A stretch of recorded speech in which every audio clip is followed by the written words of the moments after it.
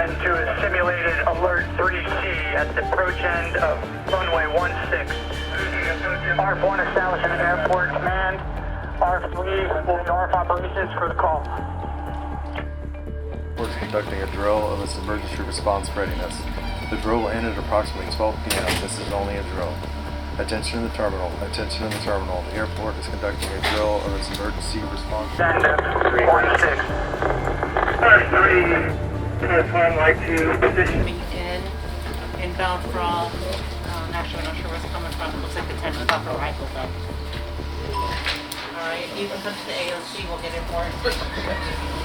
The AOC, the Airport Operations Center, is a, you might call it like a miniature emergency operations center. Simulated request to the Red Cross what if in the field, and we also put in where VOC requested simulated for port adjournments for the field. Perfect. All right, and I'm waiting on Eddie to call back with any other needs. Okay.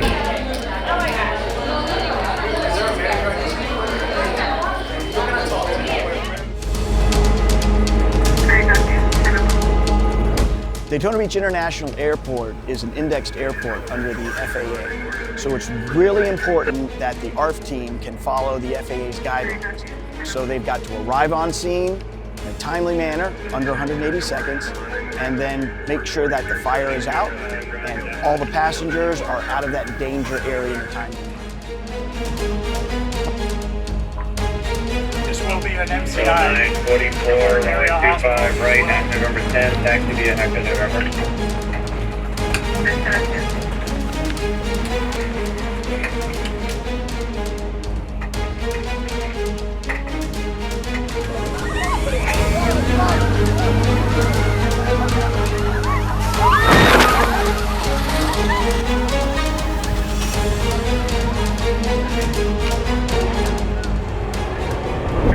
The ARF team has three major objectives. The first one is for both ARF units to arrive on scene safely, flowing firefighting foam on the fuselage in less than 180 seconds. That's really big for us. Our next objective is to pull a hose line and, with the help of Daytona Beach Fire Department, make entry into the aircraft, put out small fires that we couldn't get from the outside, and of course rescue anybody that's still in the plane. And then our third objective, again working with Daytona Beach Fire Department, is to get all the passengers out of what we call the hot zone, that area in and around the aircraft that's dangerous, and get them to one spot that we call the casualty collection point. From there, they'll be handed over to emergency medical services for triage, treatment, and transport.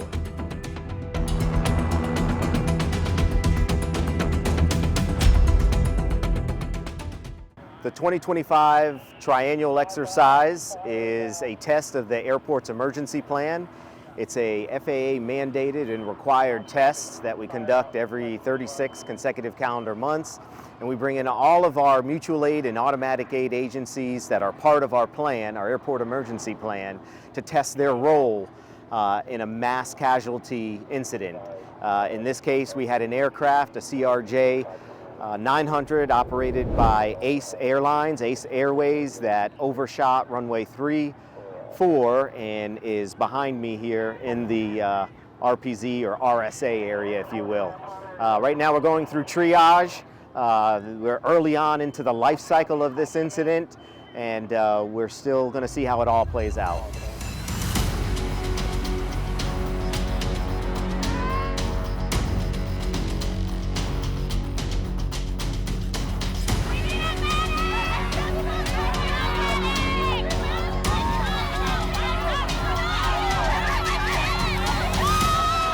The objectives that the Emergency Management Division has for this training exercise being held here at Daytona International Airport is to, again, integrate ourselves better into the day-to-day and the emergency operations conducted here at the airport in the event of an incident.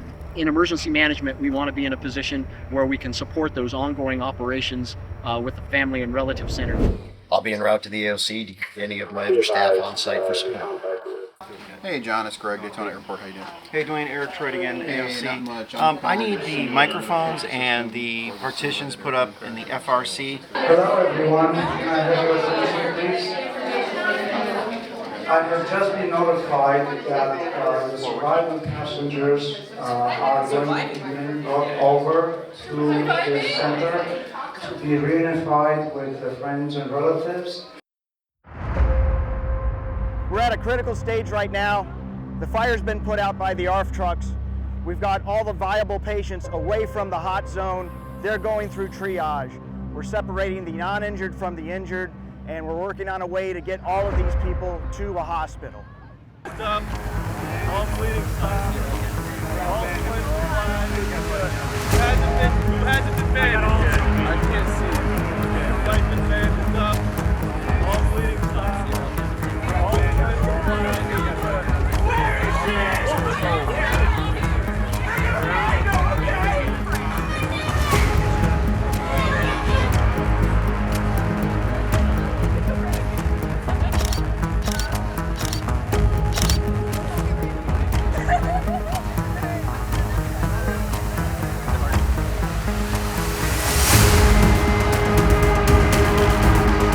The FRC is a designated, secure location where families and friends of passengers involved in an aircraft incident can receive timely, accurate information, be reunited with survivors, access mental health, chaplaincy, and support services, work with airline representatives, emergency responders, and victim advocates, and maintain privacy from the media during a time of distress.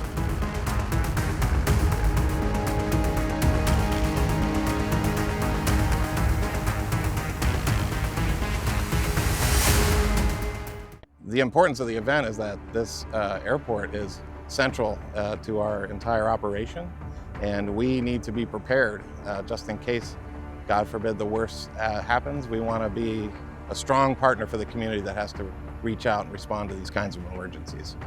These drills are designed to create points of failure so that we can see where we're weak so we can improve for next time.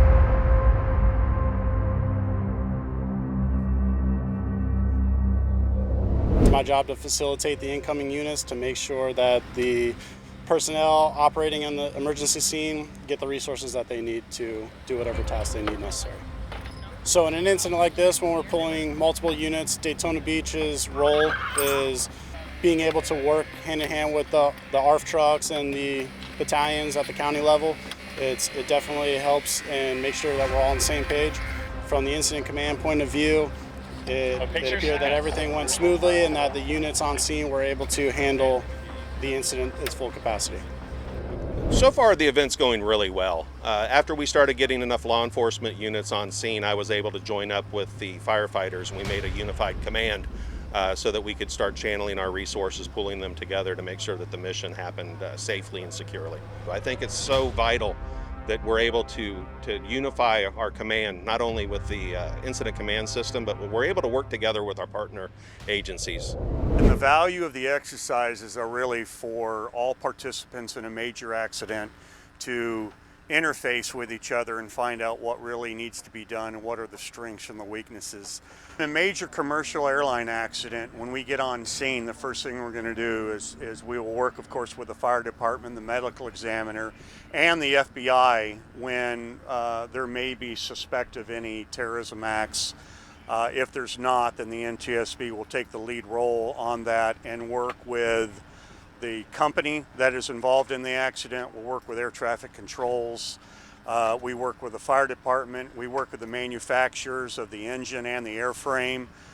We would call the recovery company, and the insurance companies would look at getting the aircraft removed as quickly as possible after the on-site investigation is done. So anything that's perishable, we'd want to look at right away. We'd also want to start working with the companies and start getting the maintenance logs and aircrew information as soon as we could. Usually it can take up to 12 to 18 months to complete.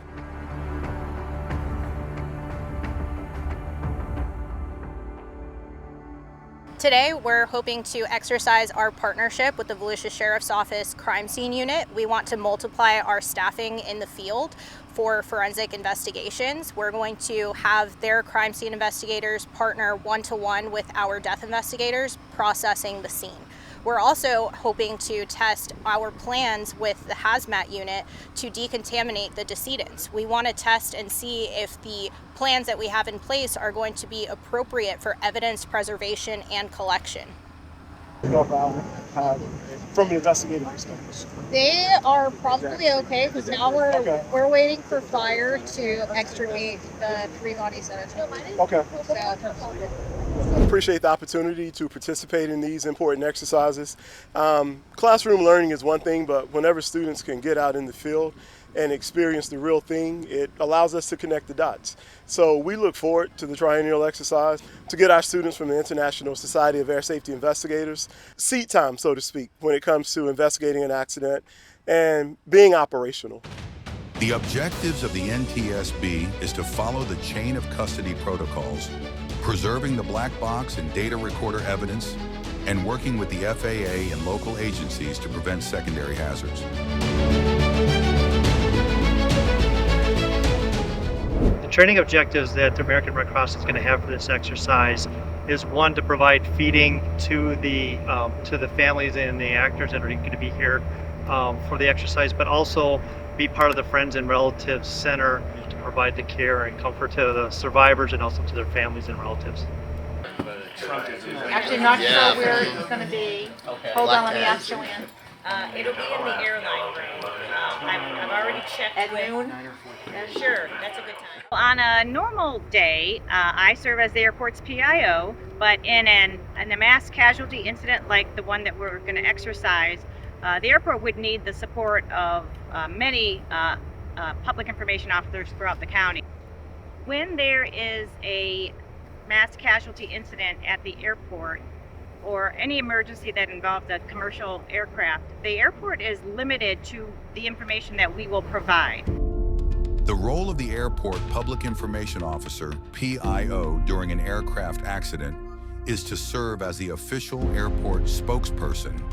They also need to activate the Joint Information Center, issue timely public updates, designate and secure media staging areas, provide family and victim communication support, keep airport staff informed, participate in press conferences with NTSB or FAA, and leader support after-action report, AAR, communication recommendations.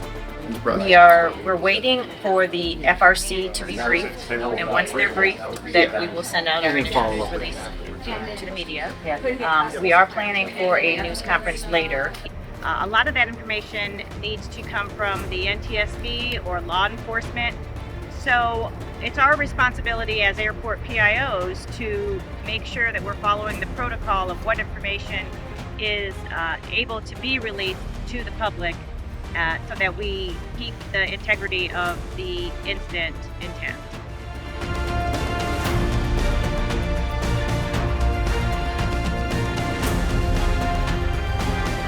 This is always an invaluable opportunity to bring students out to the field to get real-world experience. I think coming from a student's perspective, this was a great opportunity for us to kind of come out into the field and really put everything that we're learning in the classroom out to work. This was a great opportunity for us to really communicate with other departments that we would actually communicate with out in the field. So really taking everything that our professor has taught us, putting it to work, this was a great experience. It was a great exercise. Having gone through the exercise, I'm thrilled to be able to know that we communicated so well with the main agencies that we would have to interact with in a scenario like this. From this whole experience, we are more prepared for the real world scenario and what to expect when we have true evidence, true personal effects, actual decedents before us that need that decontamination, and that's a major win from this exercise. As far as things that we could improve on, I would love to see an exercise of actual timing. I know it's harder to have all the resources responding from their actual areas, and it costs a lot of money to bring in people on overtime, but I think responding and getting an actual time lapse of what this would look like would be really a good thing to see. My assigned role is ARF supervisor, but for the drill, I was one of the planners and one of the coordinators to put it together. For the ARF objectives, they went wonderful. Both ARF trucks arrived on scene, had their foam lines and foam screens placed perfectly. Our second goal of making entry into the aircraft, that went well with the help of Daytona Beach Fire. They sent 2 3-man engine teams into the fuselage with an ARF member and a charged hose line. They simulated putting out a fire in there and rescuing one of the passengers. The last objective, to clear the hot zone of any passengers, went well. But of course, when it comes to injuries and injured people, that's the one area that we always want to increase time on. So if we were to do anything different, we would maybe try to focus on getting those passengers to that casualty collection point quicker. But all in all, the times we put down on paper were great. Very happy with it.